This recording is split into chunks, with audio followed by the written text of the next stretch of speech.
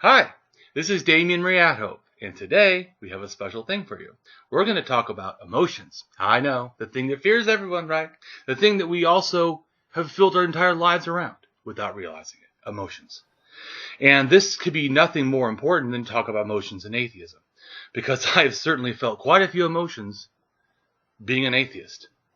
But see, it's not like also this is something that came from me as an atheist. Oh my goodness. Have I not felt emotions from people in my family for just being an atheist? In fact, I had an extremely close relationship with my mother until I became an atheist. Once I became an atheist, I became something not her.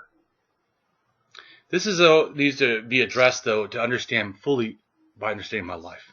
So real quick, me and my guest are going to go ahead and just give you a quick synopsis so you can understand when we start talking about the feelings that you have some of the backstory, especially for me.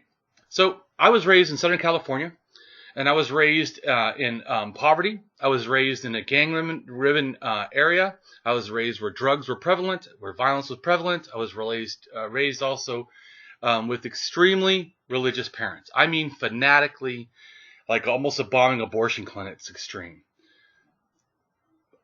But not to them, of course. They're being reasonable. Their emotions are completely sound and valid. Of course, they're not true. They're built on the facts. But they're built on something. And it is emotions. It's emotions of fear. It's emotions of hate.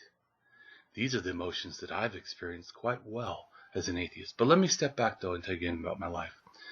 So these religious parents, what they did is they needed to them, make me a religious person. See, this is always interesting now as an atheist, I think. If you have truth, then why isn't it about pushing truth, not about making a religious person? In other words, why do they need to make me a Christian?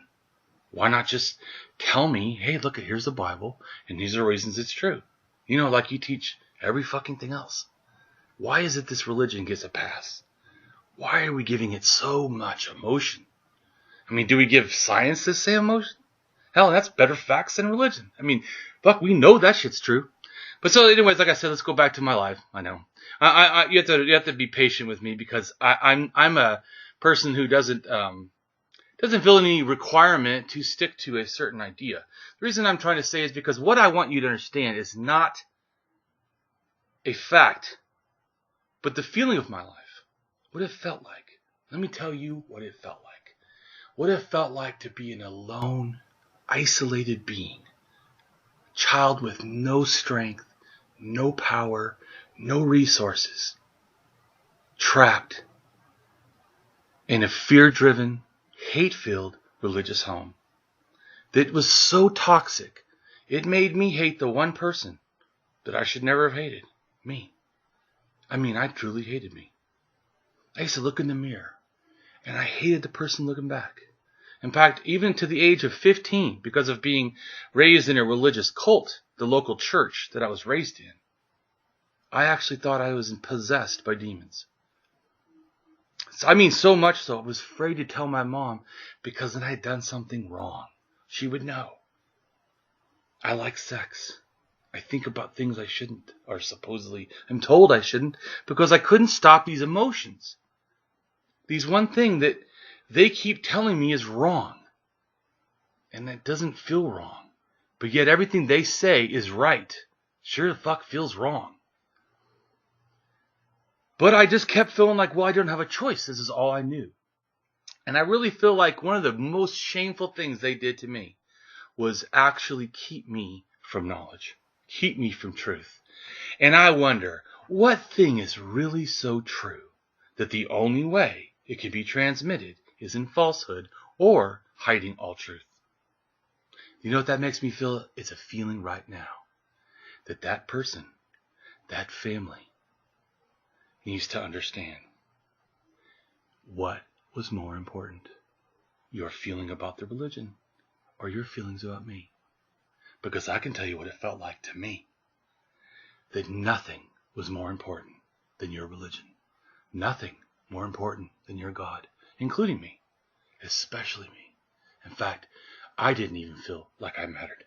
And you show me that this is true, because the moment that I stop believing in your religion and your God, what kind of relationship do we have now? Is it one of love?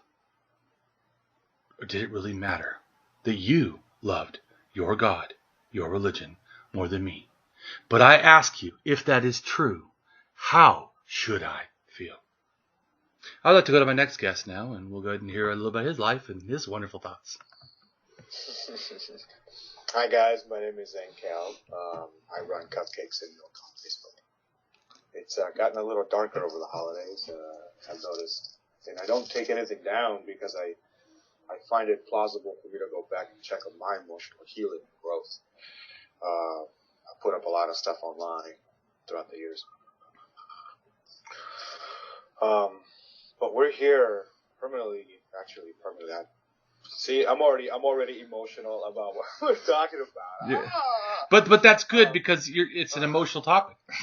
Yeah, it's an emotional topic, and we decided to talk about this yesterday. I had a really, really interesting Christmas break, if you call it a break, because I'm always on break. But we got rear-ended by a gentleman who had rented a car from an online service. And my car's in the shop. My wife has some back issues. They're getting pretty intense right now. So she's finally sleeping. And I have to go ahead and deal with all the insurance and crap. It's easy. It's just a numbers game. I just get back on the phone, make the sales, and take care of it. So that needs action to soothe that kind of anxiety. And then over Christmas, my wife's parents are very, very fond. Her father specifically, being former Navy, 20 years gone from the family all the time. Here, or I guess he was present here and there.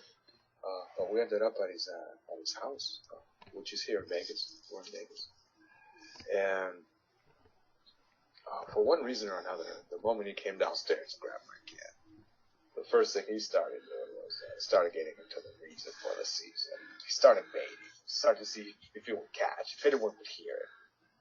And I just let it go. I heard it 3 times. So I'm like, oh, okay, he's coming down here to bait somebody. I wonder if my wife's going to hear it, what I'm going to have to do. And my wife and I had agreed the night before that if he got religious for any reason, I was just, telling him, I think it's time for me to grab my kid. And, I'll bail. Peace out. Pretty simple as that. So we already had an understanding. I had a feeling. It hadn't happened in too long a time. Okay, and as far as I'm concerned, when I'm dealing with certain people and certain mythologies, it's pretty easy to point together when it's going to happen. The holidays, the reason for the season. So it started the moment we walked in the door. And then again, he said it 3 times. We're about to unwrap gifts, and he's got a hold of my kid. He's putting her down. And he goes, the reason for the season is Jesus. And my wife goes, no, it's not that. It's partly why we're celebrating. She's thinking of being inclusive about everything, right? So partly because while we're celebrating, cool, yeah. I mean, I get it. I was a Catholic for 25 years. I celebrate whatever, you tell me to celebrate because you have to, because I'm Catholic. So I have to do it. If not, I go to hell. So, I don't know what possessed this man to actually go ahead and bait his own kid. My wife reacted to this, dude. My wife reacted to this. I didn't. I was cool about it. I'm a militant anti-theist, and I wasn't fucking reacting. It's got other shit to do when someone else is reacting other than so. Oh, yeah. So my wife goes, Dad, no, that's not just the reason. And he looks at her with a shit-eating grin. And I saw he was going to answer. I've been having these debates with people online all fucking year long. Oh, yeah. So it's like, I know what's coming. So I looked at her, and I started moving toward my kid. He's put my kid down. And I'm like, honey, I'm getting my kid. I'm leaving. It's already starting. And I hear her mom and her sister already start to fucking mock about shit. But they don't stop the fucking dad. That's the thing. They don't stop the fucking bully. So I get my kid, and I'm like, and he finishes his sentence with a shit-eating grin, dude. If you don't believe in Christianity, why do you celebrate Christmas? Right? Yeah. I think of an old Filipino dude, a piece of shit. I mean, sorry. we're not supposed to do that. We're not doing that. That's not good. That's not healthy for me. Right. Well, because you could address what he did without having to... Exactly. And you know what? He's responsible for his actions. Yeah. So, sorry I said that. But it felt really good telling him all that to his face. Oh, definitely. So I got it out there at the moment, and I felt the aggression at that moment was very necessary because the guy has never actually stopped to actually have a discussion. The only discussion. Well, so hold on one second. So, do you feel it was justified to call it aggression, or was it you being assertive? In other words, every time we're assertive, it's not aggressive. Or do you think it is? I began assertive. Yeah. Oh, okay. All right, I understand. I began assertive, and then you got aggressive. Telling him this. That wasn't aggressive at all. Oh, okay. I got aggressive after he got aggressive. Okay. I mimicked people's energy. I didn't even know I could do that. As a matter of fact, I just whatever you give off, I can bounce back. Well, but hold on. That you're not special. No. Everyone's an emotional being. We react to emotions because we're emotional beings. So. I mean, I'm just making a comment that, yes, you do that, but I do that. We all do that. I mean, everyone does it. I wasn't aware. Everyone does it to different degrees and at different times. It's not. The thing is that we have a problem with as humans is we have this problem of understanding consistency. We think there is some when there really is almost none. In other words, every moment is a new moment. Every thought, in fact, even memory is a rememory. In other words, we retrieve it and then we impart a new memory in a sense. It's always a new memory. It's a new memory of the old memory. It's a new memory of the old memory in a sense. So eventually it's a copy of a copy of a copy of a copy of a copy. All we really have, we're deluded. The real truth is all we ever have is this moment in a sense. You have this moment and you constantly have a new moment and a new moment and a new moment. Doesn't mean there's not going to be new moments in the future, but all you really have is right now. Especially this is realized when people go, like you said, in an accident and die. So you plan for the future, all this, you know what really mattered? Right there, right the moment. So, I mean, and that is a truth that we can actually utilize in an effective way. In other words, like you did, you brought yourself to the moment and you said, oh, I did something like called him a name. See, you brought yourself back to the moment. So you actually didn't get lost in the abstraction of not now. You brought yourself the emotional back to the here and now. It was good. Well, and here's the thing, too. I was saying something different in my head when I said that insult. So that didn't make any sense with what I actually wanted to say. I'm almost calling it that like an emotional eruption for it. Or even emotional hijacking. Because that's an actual term. Emotional hijacking. It has to do with emotional intelligence. We constantly experience emotional hijackings all the time. You know, it could be, once again, whenever you talk about emotions, don't assume emotions are bad. They're not bad, good, or otherwise. They're good, bad, and otherwise. They're all the above. There are all those. In other words, they have the potential to be. We usually talk of emotions. We say that word's almost like it's like a dangerous thing. Ooh, emotions. What we really say is we're always emotionalizing. Sometimes it's positive, sometimes it's not. I mean, because like an emotional thing could be to feel we're connecting on a human level. That's an emotional response. I mean, you're in Vegas or whatever, and I'm in Seattle. So we're not actually connected, but actually the emotional hijacking happens, though, when we start to experience that one-on-one connection. And so then the delusion actually becomes beneficial to us as people. And our confusion about our separateness disappears, and we actually can experience well-being in an emotional reaction to what we're doing. Yeah, I noticed that. The moment my wife retorted, a complete change went over me. Where I was placid and fun and jovial. Whatever, it was gone. I mean, it was just, hey, this isn't cool. You're baiting your kid. Dad to dad, you're a piece of shit. Well, but instead of calling him, so what word could you use instead of saying piece of shit? Because that's a judgment, that's not a feeling. So what did you feel? That's what I shot at him. I'm not judging what you already did.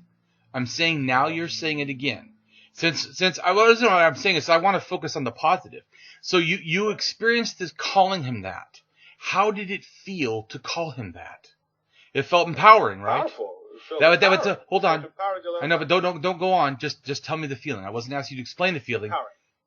So it felt powerful to call people names. But is this limited to when you're protecting, or is it a universal experience? See, it is. It's limited. It's limited. But I'm saying we need to be aware of this because we need to put it back in its proper context. So it doesn't really add value to you calling a name, but it adds value if the context is different. Correct. So it's protecting. It's like, all I'm saying. So if I asked you, you have an opportunity to tell me one word, and it either can be a protecting word or it can be a defaming word, and it involves your child. Which would you like to use? Protecting word, absolutely. So this should teach your child, though, to use protecting words, even when you talk to people you're chastising. In other words, you, sir, have not exhibited the kind of behavior that I want to teach my child. See, I haven't even said anything, but boy, did I not say a lot. Mm-hmm. Right? I did a better job than calling him an asshole because I made him understand, A, what exactly my emotions were, that I don't want to teach my child the behavior he's teaching. Also, what I'm doing is I'm giving him the opportunity to change, which is something a name really doesn't do.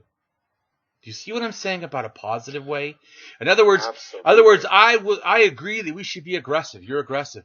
But could you have been just as aggressive, but been a protector and not an attacker? Yes, you could. And how you do that is what I'm saying. You address what they did. You, sir, are exhibiting behavior that I do not find is appropriate for my child, or whatever. You see what I'm saying? You haven't even, it's contempt. But I don't even need to say what the behavior is, do I? I could apply that to anybody, in a sense. So it's not the words, it's the emotion behind it. And the emotion behind it is justified, in your case, for your feeling of protecting. So if protecting is the goal, though, right? Protecting your child. Is that what you're doing? Were you being an atheist or were you protecting your child? I was being an atheist and protecting my child. The whole point of that was to make sure. But atheism was about the appeal to atheism. So you would like to teach your child atheism. In other words, what I'm saying is your appeal? Have my child make up. But let me finish. So I'm questioning your motive. Is your appeal to that you need to spread atheism, or that you need to spread truth? Do you see the difference? Hold on, but it's a difference, is it not? Yes. Okay. Big fucking difference. Big difference. The same difference I'm trying to get you to understand the difference in how you interact with other people. We can do the same interaction, but we can do it with credibility, being the protector, or we can be not the protector. See, because I think that to me, in a sense, if I'm a protector, do I do abusive behavior? Right?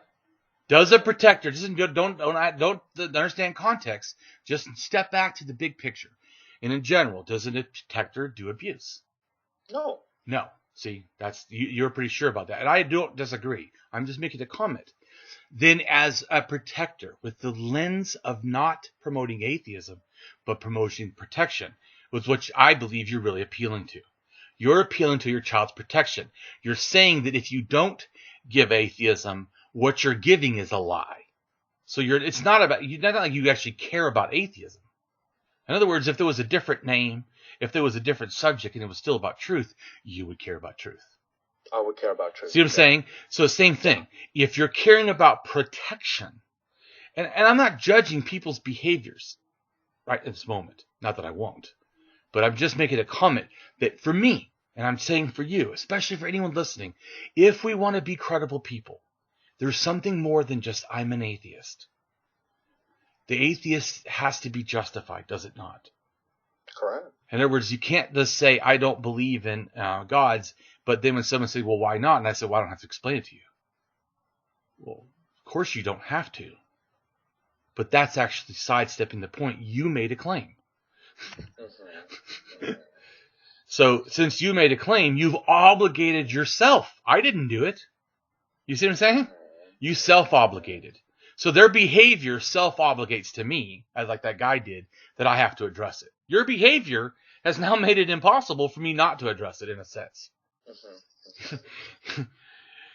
So I do feel that we need to not feel like we can't talk about things or address hard subjects. How we address even harder subjects is we stick to not the being able to justify calling him a name, but sticking to, am I a protector or am I not? And then if I am, what does a protector do? Am I, just self-analyze, am I exhibiting what I would look up to as a protector or not? And if not, then to fix the error so that I am.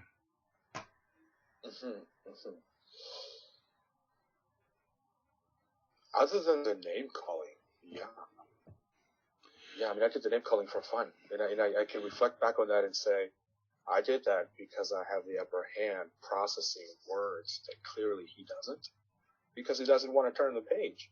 Called him on that.